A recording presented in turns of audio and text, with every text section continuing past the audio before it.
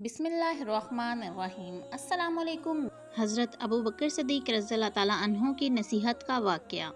حضرت عبد الرحمن بن عبداللہ بن ثابت رحمۃ اللہ علیہ سے مروی ہے کہ جب حضرت ابو بکر صدیق رضی اللہ تعالیٰ عنہ کی وفات کا وقت قریب آیا تو حضرت عمر رضی اللہ تعالیٰ عنہ کو بلوایا اور ان سے فرمایا، اے عمر رضی اللہ تعالیٰ عنہ، اللہ سے ڈرتے رہو اور یقین رکھو کہ اللہ تعالیٰ کے لیے ایک عمل دن کا ہے جسے وہ رات کو قبول نہیں فرماتا، اور ایک عمل رات میں ہے جسے وہ دن میں قبول نہیں فرماتا، اور یہ کہ اللہ تعالیٰ نوافل کو قبول نہیں فرماتا جب تک کہ تو فرض ادا نہ کر لے، اور اسی کے اعمال بھرے ہیں جس کے اعمال قیامت کے دن دنیا میں اتباع حق کی وجہ سے بھاری رہے، اور وہ اس کو لوگوں پر بھاری کر دیں گے، اور وہ ترازو جس میں کل کو حق رکھا جائے گا اس کا حق ہے کہ وہ بھاری ہو جائے، اور اسی کے اعمال ہلکے ہیں جس کے اعمال دنیا میں باطل کا اتباع کرنے کی وجہ سے قیامت کے دن ہلکے ہو جائیں گے، اور وہ اعمال اس کو دوسروں پر ہلکا کر دیں گے، اور جس ترازو میں کل کو باطل رکھا جائے گا اس کا حق ہے کہ وہ ہلکا رہ جائے۔ اللہ تعالیٰ نے جنت والوں کا تذکرہ ان کے اچھے اعمال کے ساتھ اور ان کی کوتاہیوں سے درگزر کے ساتھ کیا ہے، بس جب میں انہیں یاد کرتا ہوں تو میں ڈرتا ہوں کہ ہو سکتا ہے میں ان کے ساتھ نہ مل سکوں، اور اللہ تعالیٰ نے جہنم والوں کا تذکرہ ان کے برے اعمالوں کے ساتھ اور اچھے اعمال کو ان پر لوٹا دینے کے ساتھ کیا ہے، بس جب میں ان کو یاد کرتا ہوں تو مجھے امید ہوتی ہے کہ میں ایسے لوگوں کے ساتھ نہیں ہوں گا، تاکہ بندہ امید بھی رکھے اور خوف بھی نہ، تو اللہ تعالیٰ پر تمنائیں رکھے اور نہ ہی اس کی رحمت سے مایوس ہو جائے۔ بس اگر آپ نے یاد رکھا تو آپ کے لیے موت سے زیادہ محبوب کوئی نہ ہوگا، اور وہ تیرے پاس آنے ہی والی ہے، اور اگر آپ نے میری وصیت کو ضائع کر دیا تو آپ کے نزدیک کوئی پوشیدہ چیز موت سے زیادہ ناپسندیدہ نہیں ہوگی، اور آپ اس سے عاجز نہیں ہیں۔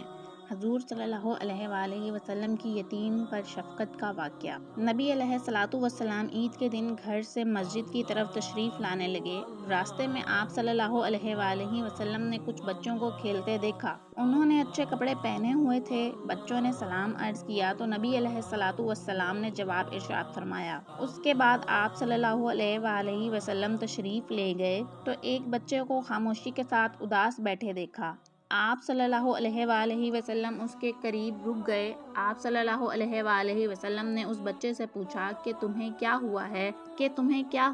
کہ تم اداس اور پریشان نظر آ رہے ہو؟ اس نے رو کر کہا، اے اللہ کے محبوب صلی اللہ علیہ وآلہ وسلم، میں یتیم مدینہ ہوں، میرے سر پر باپ کا سایہ نہیں ہے جو میرے لیے کپڑے لا دیتا، میری امی مجھے نہلا کر کپڑے پہنا دیتی، اسی لیے میں یہاں اداس بیٹھا ہوں۔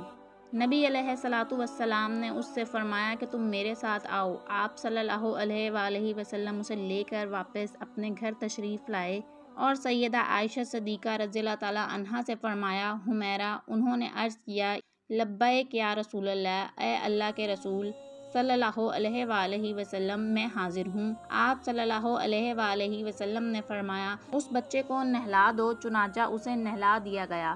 اتنے میں نبی کریم صلی اللہ علیہ وآلہ وسلم نے اپنی چادر کے 2 ٹکڑے کر دیے، کپڑے کا ایک ٹکڑا اسے تہبند کی طرح باندھ دیا اور دوسرا اس کے بدن پر لپیٹ دیا، پھر اس کے سر پر تیل لگا کر کنگھی کی گئی، حتیٰ کہ جب وہ بچہ تیار ہو گیا، نبی علیہ الصلوۃ والسلام کے ساتھ چلنے لگا تو نبی علیہ الصلوۃ والسلام نیچے بیٹھ گئے اور اس بچے کو فرمایا، آج تو پیدل چل کر مسجد میں نہیں جائے گا بلکہ میرے نبوت والے کندھوں پر سوار ہو کر جائے گا۔ نبی علیہ الصلوۃ والسلام نے اس بچے کو کندھوں پر سوار کر لیا اور اسی حالت میں اسی گلی میں تشریف لائے جس میں بچے کھیل رہے تھے۔ جب بچوں نے یہ معاملہ دیکھا تو وہ رو رو کر کہنے لگے، کاش ہم بھی یتیم ہوتے اور آج ہمیں بھی نبی کریم صلی اللہ علیہ وآلہ وسلم کے نبوت والے کندھوں پر سوار ہونے کا شرف حاصل ہوتا۔ نبی علیہ الصلوۃ والسلام جب مسجد میں تشریف لائے، آپ صلی اللہ علیہ وآلہ وسلم ممبر پر بیٹھ گئے تو وہ بچہ نیچے بیٹھنے لگا۔ نبی علیہ الصلوۃ والسلام نے اسے اشارہ کر کے فرمایا کہ تم آج زمین پر نہیں بیٹھو گے، چنانچہ آپ صلی اللہ علیہ وآلہ وسلم نے اس بچے کو اپنے ساتھ ممبر پر بٹھایا اور پھر اس کے سر پر ہاتھ رکھ کر ارشاد فرمایا کہ جو شخص یتیم کی کفالت کرے گا اور محبت اور شفقت کی وجہ سے اس کے سر پر ہاتھ پھیرے گا، اس کے ہاتھ کے نیچے جتنے بال آئیں گے اللہ تعالیٰ اس کے نامہ اعمال میں اتنی نیکیاں لکھ دے گا۔ سبحان اللہ۔ ویڈیو اگر اچھی لگی ہو تو اسے ثواب کی نیت سے پلیز شیئر کرنا مت بھولیے گا، اپنی دعاؤں میں یاد رکھیے گا۔ اللہ تعالی ہم سب کی مغفرت فرمائے، آمین ثم آمین۔ جزاک اللہ خیرہ۔